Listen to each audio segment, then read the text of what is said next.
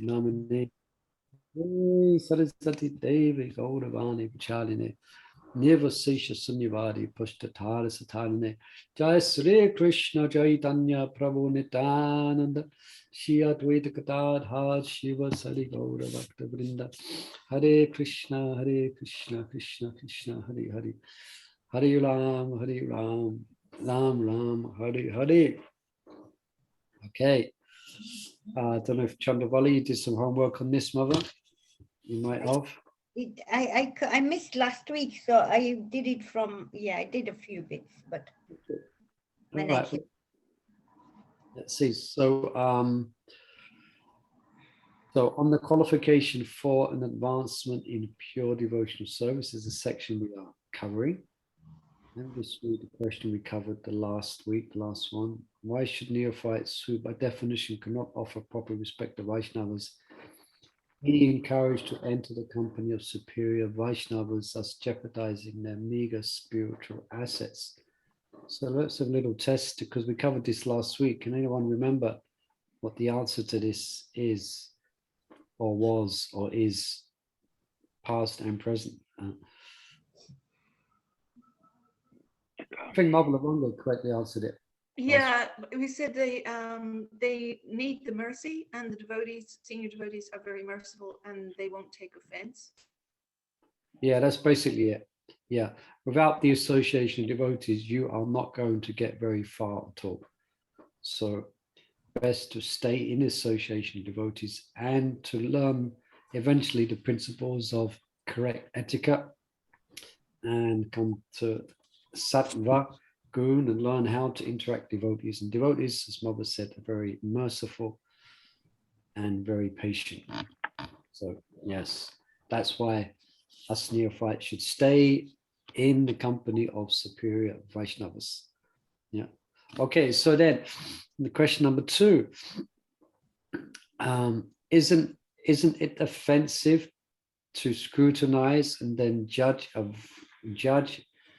Vaishnava? Let me just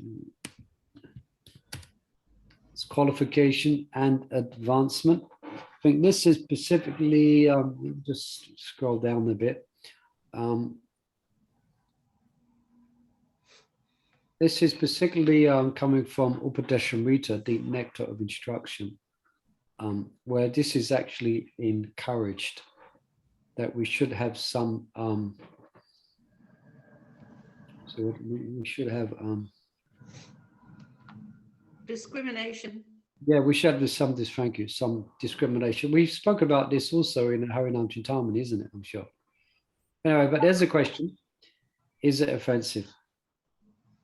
Doesn't Prabhupada say that if you want a spiritual master, you have to look around, you have to see him for like 6 months, a year. Isn't that like kind of you scrutinize yourself, you really watching?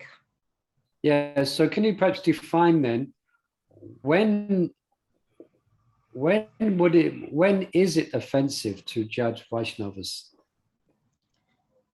according to their qualification? In what context would it be offensive? To judge them. When you've already taken initiation and you've taken shelter, so it's no longer inappropriate to judge advancement. Yeah, so you're speaking about you've taken, so we're looking at the context of Diksha here. Then, yeah, these type of things should be decided before one takes Diksha. And the principle of taking Diksha is that you have faith in your Guru. Yeah. So that's the type of thing that should be done before. And that's what, yeah. So that is one, that could be and will be offensive. And it does happen, I think we mentioned in our, I think Harinam Chintamani again, was often, not often, but it does happen that disciples turn against their gurus and accuse them of all types. Yeah, we told a dramatic story as well. We won't go back there. But here it's actually no more. It's refined discrimination. It's refined discrimination.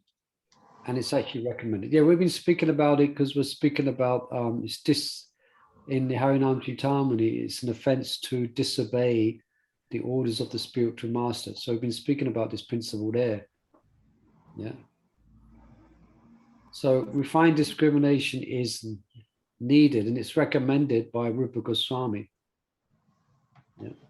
But we always should show the proper respect to all kinds of devotees, to all kinds of Vaishnavas. So therefore, we need to be educated in what is the symptoms of a devotee, how they act. Thinking, Prabhu, some people might have, a propensity to judge people. So they kind of judge in that way, which is also wrong. They might, instead of using discriminatively, discriminating for your own advancement and for others' advancement, you analyze people just because you're basically like a little bit nosy or a little bit, you know what I mean? You just have that like anartha that you might have that sense. So yeah, that's one of the things that might be one of the things that some of the character traits that if someone comes into the Vaishnava association with that, then they have to be very careful because that might cause it could well be an offense to become over critical, and it basically would then go on, basically could say it, then it will border on the line of fault finding. One would become a perpetual fault finder. So that tendency, if someone is coming from that has that particular characteristic, then they have to, what we say, arrest that. That means they have to learn, they have to stop it basically. But doesn't mean but when it comes to choosing a spiritual master, then it's recommended. Maharaj describes here as he uses the word refined discrimination. Yeah. So basically, the answer to the question, it's not offensive to scrutinize and judge Vaishnavas. The judge of Vaishnava's qualification and advancement is actually recommended, especially if you're going to want to take shelter of them. So it's not fault finding. I think we mentioned again, going back to the Harinam Chitamani, interesting example was given. Just like if you go to, say if you're going to buy a computer, you got to make sure it works before you buy it. Okay? If you're going to buy a household good, if you're going to buy iron, you're going to make sure the thing works. So it's the same principle. If you're going to take shelter. And that's why we should read Prabhupada's books. So we should educate ourselves. All right. So that's clear. So it's not offensive in the specific context. It can be offensive in another context, as Mother Lavanga is saying. If one is naturally if one has the habit of finding faults, or one is envious of Vaishnavas. Yeah. But Murli Prabhu, can I just say something? I mean, I agree with you, whatever you say, but sometimes you see just in the temples, wherever there's lots of things goes on. So, I mean, we try our lots of offensive things goes on, but we don't want to get involved with that. So, I mean, it's fault finding, as Labanga Mataji said. So it's very hard, to balance that. I don't know if you know what I mean. Yeah, I mean, well, I hope it's not always that experience you have when you come to the temple. There's lots of apparatus going on every time you come to the temple. I hope it's not always like that. No, but sometimes you see it and then you just sort of think, So it's just I'm just saying, because obviously everybody carries the luggage, them, with them, whatever faults we have. Yeah. Our faults. In that way, I think I think you're bringing up an important point here. It doesn't, this saying, hear no evil, see no evil, and speak no evil. We shouldn't be naive we shouldn't go around with our eyes and ears closed. You know, sometimes we will observe overstepping of Vaishnava etiquette. You know, in one sense, Yeah. it's kind of could we say, unfortunately, it may be expected. Hopefully, it's not, as you said, all the time, every time. So yeah, we can just observe it, and if it's most likely it's not our duty, it's not our place to actually get involved in it. That's right. Yeah. If we are acting in the role of a mentor, or we actually know the person that's involved, then that might be different. Or if it's something we see and it's concerning us, then we might bring it up to the appropriate authority so that it might be dealt with, you know. So I think you're bringing up a good point. It shouldn't, you know, we have to be we shouldn't be naive, and we may see some things which is not correct. So yeah.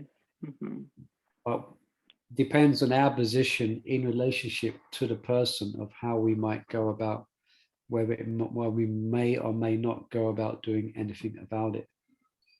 Yeah. All right, but good point brought up. Thank you. I Okay. was thinking that Yeah. we have to look at it this way. All the devotees or everybody's at a different level, and they act Yeah, at that's a good point. the state they Yeah. are. So we ourselves have to rise above it. And if somebody's done something or somebody said something or whatever, you just have to understand it. It's like modes of material nature plus what stage they are in, whatever. So we have to be a bit more ourselves, rise above these things, you know. Yeah, very good. Mother Chandra is bringing this is a very important point that we just, in one sense, we're observing the philosophy in action. We're just observers of the modes of material nature. You know, some devotees may be caught out by the mode of passion and ignorance, and then they clash. So we know it's 3 modes of material nature. We can kind of identify what the underlying principle is there. Yeah. Plus, didn't we also study that these anarthas are there till we come to such a high level anyway? Yeah. Like, Krishna keeps some of the things anyway in some places to help you make progress. Yeah. So you're going to see that. I mean, if you're a Vaishnava of 20, 25, 30 years or more, you're going to come into a temple where you're going to be interacting or seeing Vaishnavas or devotees who've been practicing 18 months. So you're going to have to give some space to see, you know, things the devotees might be not acting correctly, you know. Yeah. Yeah, that's our duty, or that's our compassion to help them to move forward in their spiritual path, you know. That's another good point as well. You know, we may see something and we may not do anything about it, but we may not be in a position to do something about it, but we take note. And when we may interact with that devotee in another situation, then we might give them some advice and give them some shelter of how better to go about, how better they can conduct themselves. So compassion, a good point. Another good point, we should be compassionate. We should be knowledgeable. Chandravali Maharaj has mentioned we should be knowledgeable, you know, knowing, you know, the philosophy and the inevitable sometimes happens. We should also have a sense of compassion as well. All right. So very good points just on that question. Any more points on that, or we go to question 3? Isn't it artificial to offer respect to devotees whose efforts at advancement may be impetuous and possibly short-lived? So get the question here. Someone's been in a temple for, let's give a temple as an example, in a temple for like 6 months, 7 months, And in kirtan, they're completely fired up. They're jumping and their heads hitting the ceiling practically. They're spinning around, they're running and running. And we might have someone might think, yeah, well, he's only been around for a few months. You might have a negative attitude, You just see, it'll be short-lived. And one time, the answer, one time one clergyman or someone in a conversation with Prabhupada, and he's questioning Prabhupada, yeah, they're all your disciples, they may be leading a pure life now, but who's to know what they may be doing in 10 years from now? And he had like a critical kind of, he was like in the mood of being critical. So how would you address this question? Any answers to this? Because it may well happen that devotees may fall or it happens. So is it artificial then to give respects, or should?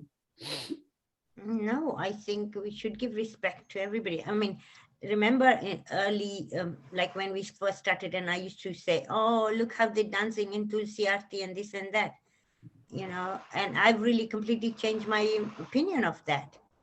Who am I to judge how somebody's devotion is, how they are feeling when they're dancing and things like that? I have to look at their devotion, their love for what they're doing for Krishna and Tulsi Maharani and things like that.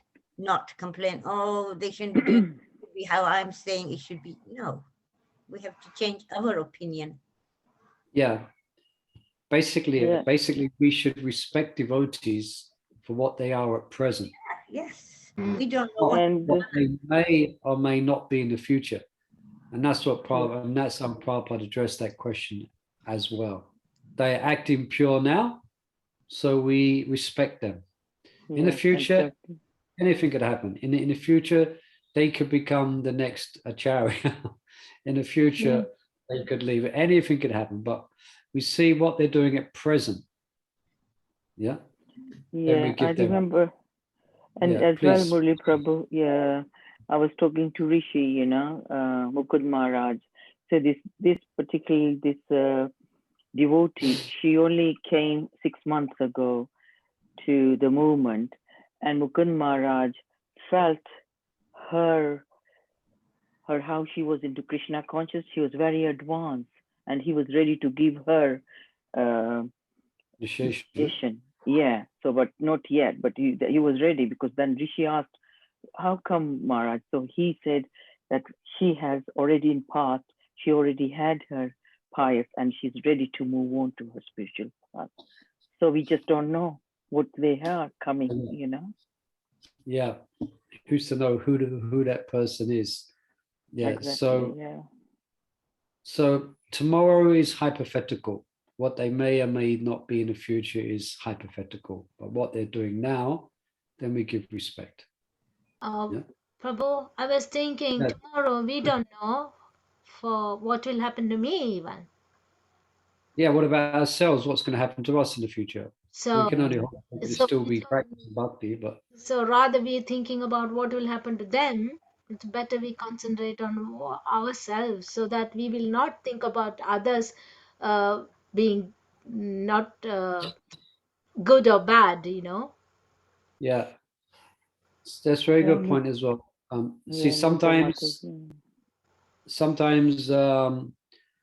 this mentality is normal. Often it may come from someone who's developed some envy, especially if a devotee themselves, they may be practicing for a number of years, but they come to a point where they're struggling to follow the principles, and they may not feel so enthusiastic due to their incorrect practice of the process. But when they see younger devotees who are following the principles and are very enthusiastic, maybe even more enthusiastic than them, and they've been around longer, then sometimes they can become envious.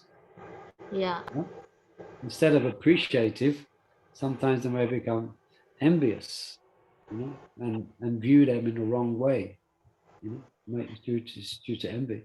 Yeah, and also like Okay. feels artificial to offer respect to devotees who's actually making some effort, then then you're probably just puffed up by your own Yeah. spiritual. Yeah, envy comes very close to being proud. Hmm. It's kind of on the same. Someone who's very envious is generally they're probably very proud as well. Yeah, so we should watch ourselves as well. We should be careful that we're not falling into that. We should appreciate young devotees and their enthusiasm. Haribol, Prabhu. Haribol. Yes. Who's this? Sharada, Mother speaking? Yeah, Sharda speaking. Yeah. I remember my Guru Maharaj going to see Rishikesh Swami because he left the movement after a while. Remember? Okay, Swami. Yeah.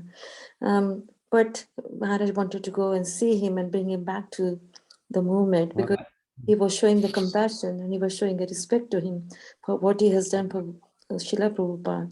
So, so I think, I mean, like we say, what will happen tomorrow, nobody knows, but we should continue on the basis of that. Everybody is a part and parcel of Krishna. So we are respecting the spirit soul and the super soul, which is situated within the body. Yeah, very good point. And very good point. You make that back to true Swami, acting out of compassion. So even if someone does fall away, still we look at them. We look at we wish them well, and we wish them again to be back on the path for their good fortune. That's compassion. Yeah. Prabhu. Yeah, very good point. Thank you. Yes, Nima Mata. Sorry, Prabhu. I think I joined late.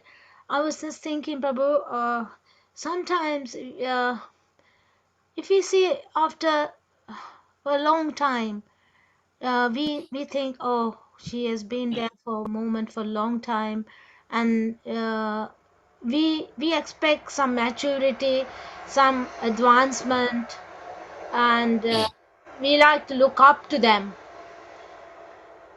Are you there with me, Prabhu? Sorry, can you hear me? I can carry on. I can hear you clearly. Yeah. So we want to look up, and then we find, oh my God, why is that? Why that devotee acting in a very different way? So sometimes we get confused. Even we are for a long time practicing, and we expect some standards. We in our mind we have put it. Okay, they are this. They can't be doing any mistake. They can't do anything away from Krishna consciousness. No deviation. So where do we stand there, Prabhu? Good question. It kind of, not completely, but I think it goes into question 4. It might, why do even advanced devotees appear to have defects? Not Okay, I didn't complete context, but let's look at that. Let me just look at the answer to that question a minute. Yeah. So we have to be patient with ourselves, and we have to be patient towards others as well. And we have to be unlimitedly patient. Yeah, Krishna has to be patient. So we also have to be patient. We may not see perfection in devotees. We may not see them exhibit all the qualities of advanced Vaishnavas even after 10 or 20 years. And come to think of it, some people might be looking at us in the same light. True. Yeah, we don't know. Yeah, true. But sometimes we have to kind of step back, and we have to kind of understand that ultimately we're not in control. Krishna's in control of their spiritual life, and who's to know what's really going on? We are subject to make mistakes, so we may misjudge a devotee. Yeah, so we have to be a little bit kind of hand over that Krishna is guiding. That person is on the path towards Krishna, but presently, due to one reason or another, they may not be exhibiting the symptoms of detachment, etc. We may not be able to identify exactly why or or how. In some cases, it may be very clear. I don't know if I'm answering the question. Yeah, Prabhu, I was thinking, Prabhu, It kind of may not, I just finish it, it may not be that we fully understand. also, can it be, oh, Krishna is showing me about myself? Yeah, that's a very advanced way to look at it. Yes, just see this person is acting like that. Oh, I And shouldn't be acting like that. Krishna is warning me, look, you may also land into this problem. yeah, that's a good point as well. Could be, we could look at it as a point of self-reflection. And we should understand that it's going to be like that in a movement of many individuals, all at different levels of practice. We're going to see some advancing at different levels, some fast, some slow, some may not seem to advance very fast, but then they may be going through something that we're not even qualified to go through yet. They may be dealing with something that Krishna is going to show us, that Krishna is going to show us in 5 years from now, because we don't have the faith to go through what they're going through. Yeah. You know?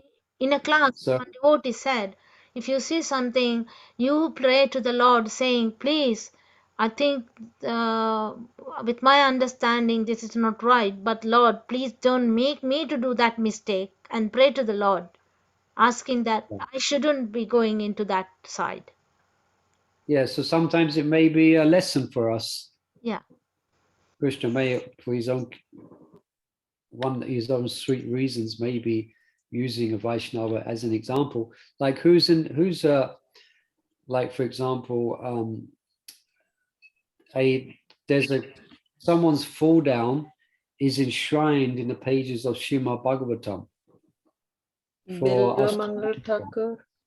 No, in Mahabhagavatam. Bhagavatam, okay. Who's that? Someone's fall down. Someone's falling from grace. Chitraketu. Chitraketu. In one sense, he didn't fall from grace. He just committed Vaishnava parad. Yeah, but no, I'm thinking of someone else. It's quite more clear. Chaitanya's assistant, Kalidas. Who? Lord Chaitanya's assistant who went off with the... I thought it's Bhagavatam. I thought Daksha. But he's not a devotee. Okay, I give it away. It's Maharaj Bharat. Oh, yeah. My God, how can we forget? Exactly, how can we forget it? Nitamata. So there's someone whose fall down is enshrined in the pages of Bhagavatam for us to learn from. So you could look at it like that as well. Let's perhaps go to question 4. Now here Maharaj is saying, actually he's saying an advanced devotee. Perhaps the devotee that you're speaking about, Nitai Mata, might not be advanced, may or may not be advanced. But here now Maharaj is speaking, asking the question, even advanced devotees, they appear to have defects. And I think this answer will give us an insight into the question you asked as well, because this is speaking about advanced Vaishnavas, those who are advanced. Perhaps I'll just, let me just read it here. Go on.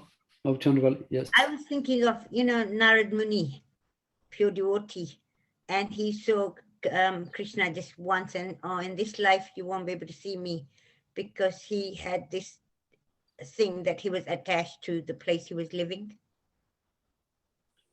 Yeah, I lost the context. Why are you bringing it up? Just remind me the context. Like, that attachment is there, the attachment was there. So okay. even pure devotees sometimes are tested. Yeah, so you're giving that. As an example. This is an advanced devotee, his fault has been shown. Yes. To show that to attain Krishna is not that easy. No, I mean Krishna is showing that it's not easy to attain me. You really. Yeah, and just as a note on that, I was thinking about that pastime recently, and because Narada Muni was attached to the tranquility of the forest, living in the forest and nature, and when you can in one sense, dare I say, you can pick up that attachment when he's describing his journey. When he describes after his mother died, then he describes his journey through, and he just all different forests he went through. And he's describing all the different places he went, and also by visiting those places, he grew quite attached to them. But anyway, good point you brought that up. The Narada Muni is another example. So here, just Maharaj Bharat also got attached to the deer, isn't it? Maharaj Bharat. Yeah, that's what I just mentioned. Yeah. So. Bharat, yeah. Maharaj Bharat, sorry. Yeah. We just mentioned that. In the thing, Maharaj speaks about Beva Mangal Thakur, how he was attached to that. Yeah, And that thing kept coming up and up to him. Even remember when he went to, was it when he went to Vrindavan? Even then it came up. I can't remember the full story. Yeah. And that also Nasa came up. Just shows even when you are such a pure devotee, sometimes Krishna just doesn't get rid of this, to show you that it's not easy to attend him, Yeah, he's testing all the time. Yeah. Yes, is out. But these ecstatic devotees, when these things manifest, because their devotion is so strong, it's not going to cause them to turn around on the path of bhakti. It may just pause. Yeah, it may pause for a lifetime, like for Jad Bharat, for Maharaj Bharat. He continued with his devotional resolve even in the next life, in the body of a deer. Someone's just banging on the door. You have to bang again. So let me just read here. Would you say Gopkumar? Would you say same thing about Gopkumar in Brihad Bhagavatamritam?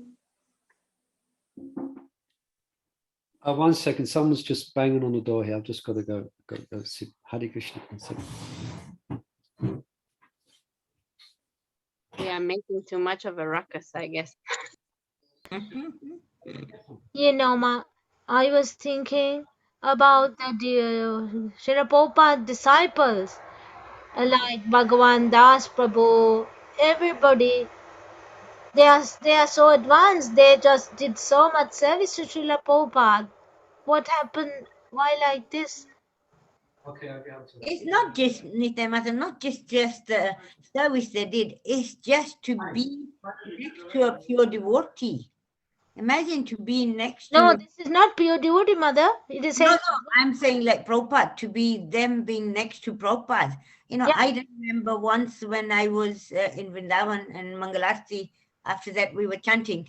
And I was kind of sitting on the steps and chanting. And all of a sudden I felt that Prabhupada's here. And I look around and it was Jamuna sitting just only a little bit away from me and she was chanting. Yeah, exactly. So I was thinking the same thing. I was just discussing about this. Advanced devotees appear to have Srila Prabhupada, many disciples who went away. Can we talk about them, Prabhu? Why it happened like that? They are very advanced, like Bhagavan Das Prabhu. So much service they have done. Previous karma. No. Yeah, you'd have to really. I mean, Vaishnava apparatus. I mean, everyone's advancement is very individual, and in the same way, everyone's perhaps falling away from the practice of bhakti is very individual. So you cannot exactly put it in. It's all for one reason or another. The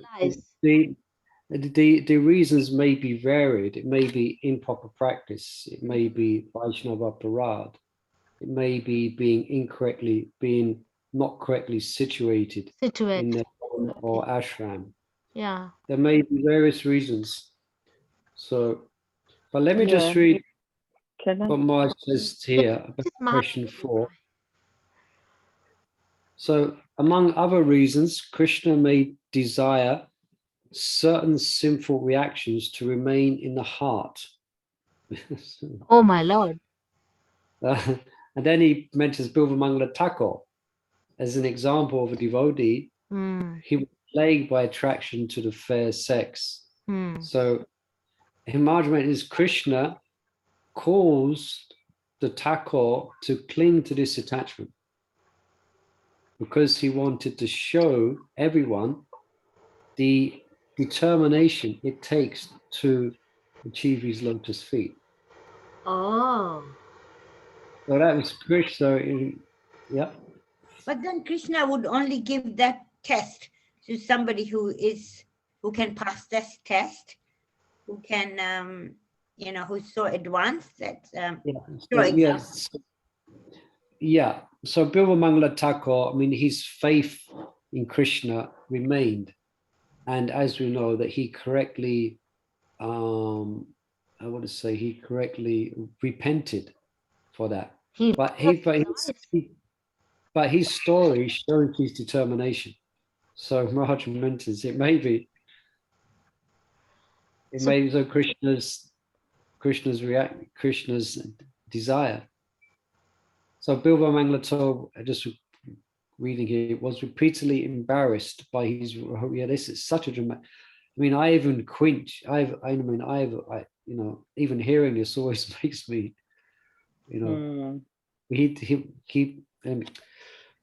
Bill Mangala was repeatedly embarrassed by his roving eyes. So eventually, he did, that story when I ever hear it in class, when he put his eyes up to note. Yeah, he just did his eyes. But he attained success in spiritual life. So basically, we shouldn't use his example to justify misbehavior. And that should be clear.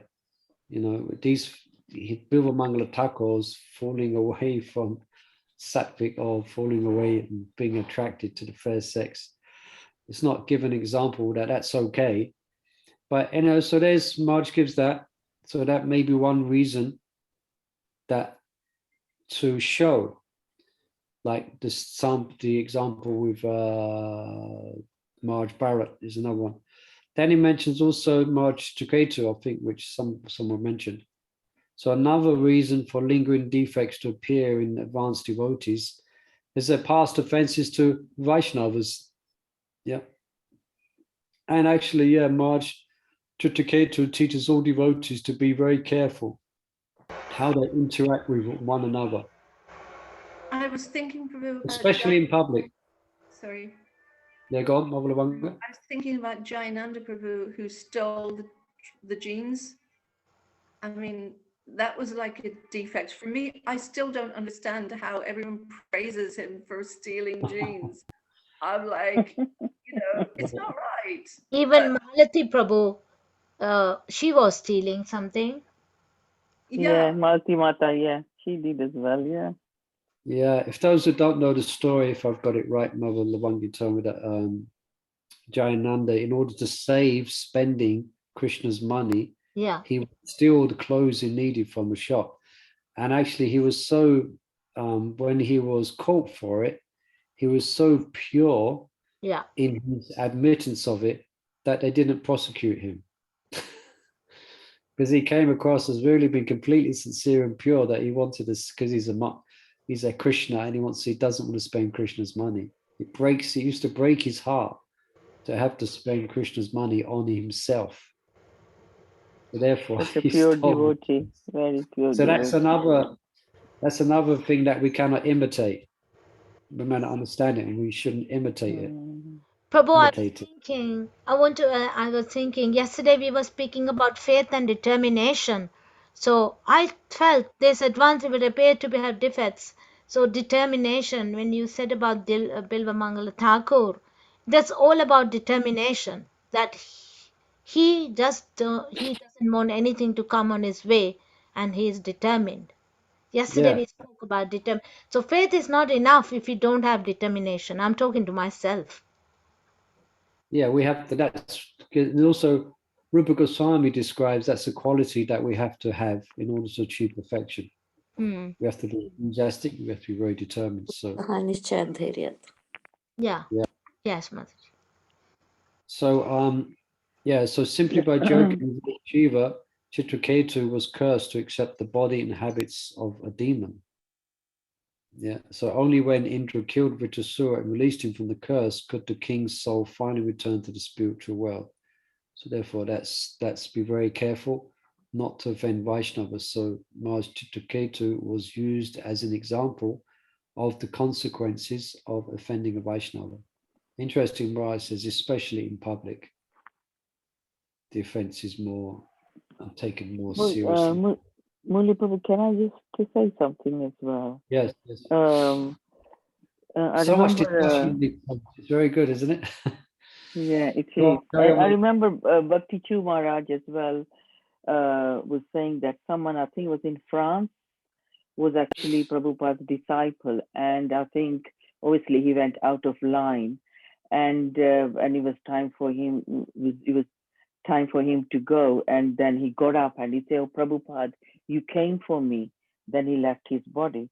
So they were advanced devotees as well. So they had their time served Prabhupada, and whatever they went out of the line, then obviously your spiritual master do come for you. Yeah, there is examples like that. That was Sudha Maharaj, actually. He was Is the it? black. Okay, yeah. It was in France, was it? I don't remember now. Yes. Yeah, that's quite a unique, amazing story. Yeah. Yeah, but we shouldn't, that again, that shouldn't justify ourselves as not acting correctly. It's okay. Definitely not. Yeah. Yeah. All right. So that's answers number 4, and all kind of gives us an idea of what's. Yeah, the other. Yeah, if here question 3 as well. The question that Nimai Mata asked, a very important question. Yeah. So we may see devotees who we expect to behaving in one way may behave in another way. Can we give example of Purna in CC Gadadhar Pandit and Purna Vidyanidhi, and that he was very advanced. Yeah. And he was he was very well dressed and everything, And then Gadadhar Pandit's thought, what's it all about that he's an advanced devotee? Yeah. And then Mukund Das, said to him, and he said some verse from from Uddhav Gita, and how he actually showed his ecstatic love for Krishna. So it appeared that he was a bit, not a pure devotee, but he was, inside he was, but out externally he was not behaving like a renounced, person. Yeah, very but he appeared to be, but he was indeed, in fact, he was very, very a renounced person within. Yeah. So that's very good, because that brings up, I think we can kind of summarize that, is that we should be careful in judging Vaishnavas externally. That was the mistake that Gadadhar Pandit made. Of course, time, place, and circumstance. If a devotee is drinking alcohol in a pub regularly, then we shouldn't judge him externally. But in placing that time, place, and circumstance, you cannot, some devotees may be very much involved in what we see as material life, a job, looking after this, that family, things like that. Maybe someone, externally, but internally, they may have great attachment to the holy name and great taste. Yeah, thank you for bringing that up. All right, more questions? You want more questions? Amazing. Just 3 questions we've tackled so far, and the hour's gone. Wonderful discussions. Let's, you're very learned devotees here, experienced devotees, got lots to share, lots of realizations. So number 5 here, is there a way to recognize the exalted status of those topmost devotees who do not display ecstatic symptoms? So remember, we discussed many times that devotees generally, they will hide their ecstatic symptoms. They will not make a public display of their sattvika bhavas. So how to recognize the exalted devotees? By their humility. Yeah. Although Maharaj doesn't mention it, but we have spoke about this in our readings of Nectar of Devotion. There's 9 symptoms given that ecstatic devotional service. Yeah, that devotees cannot hide or cannot be imitated. And one of them is what Sharada said. What did you say, Sharada? Devotional service. Humility. Humility. They have great humility. So, Mihai Prabhu? Devotional service. So you're saying, yeah, the way they are, the way they're practically engaged in devotional service, you could say that they're not wasting time doing other things. You know, they may not be displaying for good purposes their ecstasies, but you can see them 24/7. They're engaged in devotional service.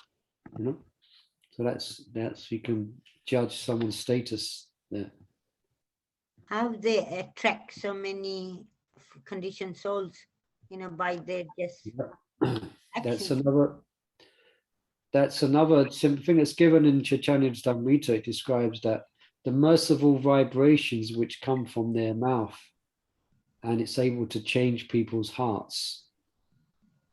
So that's a way to also ascertain exalted devotees.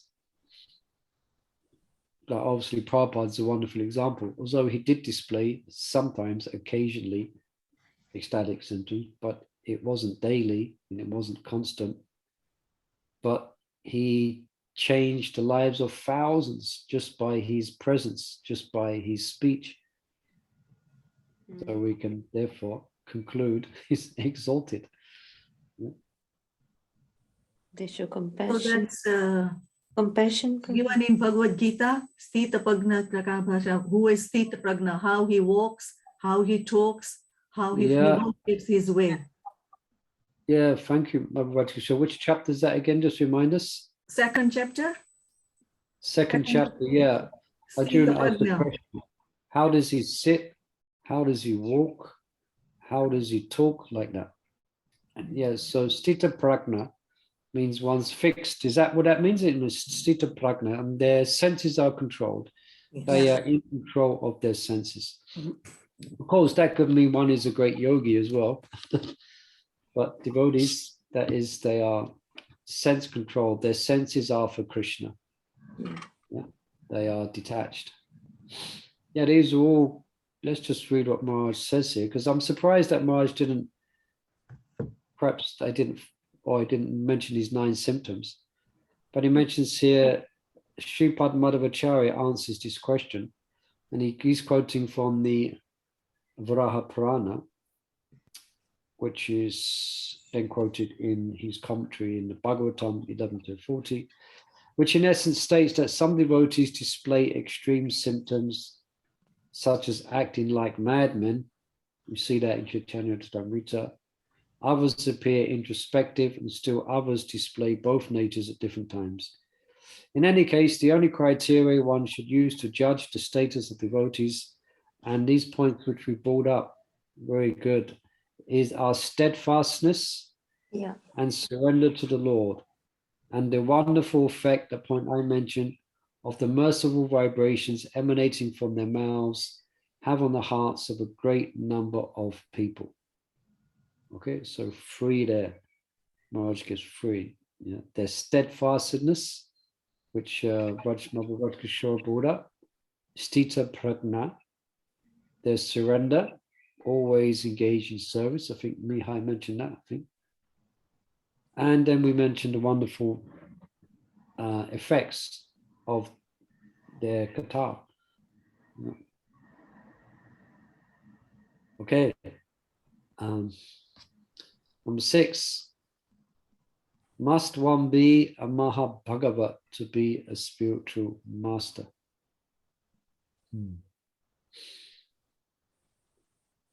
Okay, who's going to go first? No, can you elaborate more? I have to. Yeah, because Prabhupada said, I think that you just have to speak from the parampara. And if you speak the same as the parampara speaks, then you can be a spiritual master. Yeah, that's basically, yeah, that's that's correct. One is following perfectly, one is following the instructions. Yes, yeah. The orders of the Guru or Parampara, so they can act in that way. Yeah, there's Marge doesn't bring it up in the here, but that's a valid point. Is it not one in an extra instruction for the verse? Vachu Vegam Mansa Krodha Vegam. That verse, bro? Say the verse again. Vachu Vegam Mansa Krodha Vegam. That's the first verse, isn't it? Or Yeah. Atyahara prayasyascha, isn't it? Not to eat too much, controlling of the senses is eligible to have disciples. Yeah. So how does that answer the question specifically? Must one be a maha-bhagavata to be a spiritual master? In Chaitanya Charitamrita, Chaitanya Mahaprabhu said that if you know the knowledge about Krishna, then you can make yeah, thank you. Yeah. Okay, yeah. But now I understand where you're coming from. Yeah, you're qualified if you're Goswami. If you're in control of your senses, you can make disciples all over the world. Yeah. So that's not necessarily indicating a maha-bhagavata. Yeah. Let's see what Maya says. Many devotees answer this question, yes, you must be. And it's based on the nectar of instruction, where Prabhupada says one should not become a spiritual master until he's on the platform of Uttam Adhikari. Yeah. Now Marge mentions here though, interesting point is that he makes clear in Sudha Bhakti Chintamani that Uttam Adhikari may be a conditioned soul. You got that? Uttam Adhikari may also be a conditioned soul, but at the stage of Ruchi and the Shakti, they're still considered to be a conditioned soul.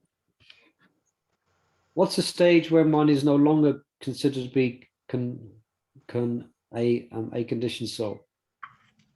Paramahamsa? Or Bhava, in the next stage. Bhava. Then one is cut, yeah. So it's a fine point, this one. Okay, so it should be clear that Uttam Adhikari, Prabhupada said you should take shelter from Uttam Adhikari. That Uttam Adhikari may not be a maha-bhagavata. May or may not be. May not be a maha-bhagavata. In other words, you don't have to be a maha-bhagavata to be a spiritual master. Yeah. And Maharaj also kind of, I think he brings up in this part of the Sudha Bhakti Chintamani that sometimes I could say over-enthusiastic disciples or anyone who's a guru is maha-bhagavata. But then Maharaj brings up that actually we have not seen that in their movement because some gurus have fallen down. So just the external status of being a guru or having any position, a temple president or whatever it may be, it doesn't elevate everyone to the stage of a maha-bhagavata. There may be conditioned souls still. Prabhu, I've got a question. So what's the difference between Uttamadhikari and Mahabhagavat? Well, here, Mahabhagavat, generally that term is given to persons like Prahlad Maharaj, Srila Prabhupada, Narada Muni. These are Mahabhagavats and they're rare to come by, you know. So Uttamadhikari is one, again, they have the topmost qualification for achieving Krishna's grace and mercy. They have so Adhikari means qualification. So Uttam means the topmost qualification, but they may not have received Krishna's grace and mercy and entered into the realm of Bhava as of yet, for one reason or another, but they will do. They are the most qualified. So it's just a matter of time. But they may not be at the stage of Bhava or Prema. Uttamadhikari doesn't mean that. Maharaj mentions here that Uttamathi can be a conditioned soul at the stage of, he mentions that they should be, Uttamathi is considered to should have ruchi and the shakti. Or even he says actually, this part, let me read on. He says here, or a fully liberated soul at the stage of ecstasy in love. So Uttamathi may be at one of these three stages. Yeah. Ruchi, Shakti, Bhava. So then he mentions that whatever it may be, they're the best suited to actually be spiritual masters because they have the highest qualification. And one's considered to be qualified according to two principles, or four principles. But two principles is faith and knowledge. Their faith is very deep, their knowledge is very deep, and they cannot be deviated. So those persons are qualified to be, these Uttam Adhikaris are qualified to be spiritual masters.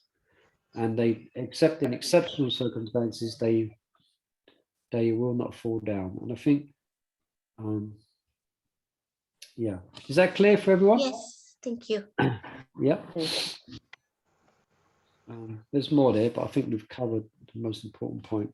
Well, 2 minutes to go. Let's see. Let me just read the rest of these notes I've got here.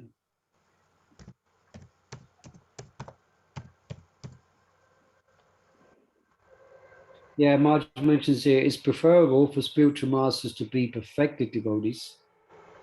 And he mentions, because maha-bhagavats have greater spiritual potency, they are able to infuse their followers with strong faith. Then he mentions, but in a world where perfected devotees are rare, and where Lord Chaitanya expects all devotees to preach, practitioners with the topmost qualification may also serve as gurus. Okay, considering that there's not a maha-bhagavat in every town and village. Yeah, but there should be spiritual masters in every town and village. But there should be at least Uttam. Well, it does say there, isn't it? One may take initiation from a kanishta, or much say kanishta, but they cannot expect to make much advancement under their inadequate guidance. So that's again why we have to be discriminating. We have to know. All right. Now it's just hit 11 o'clock, so perhaps we'll stop there, and you can go home with a bit of homework again. You can think through these two questions here. What is the punishment for a spiritual master who collects disciples but fail to ensure their disciples' dependent spiritual welfare? So there's a punishment for it. So you've got to, what is that punishment? He needs to come back till he liberates every single soul. Let's see next week. Who are the pure devotees? Oh, that. Who are the pure devotees? All right. Okay, thank you, everyone. Thank you. Wonderful discussion. I prepared another 2 slides of questions, but it's nice. We just covered a few. Nice discussion. See the devotees Thank here. you, Murli Prabhu.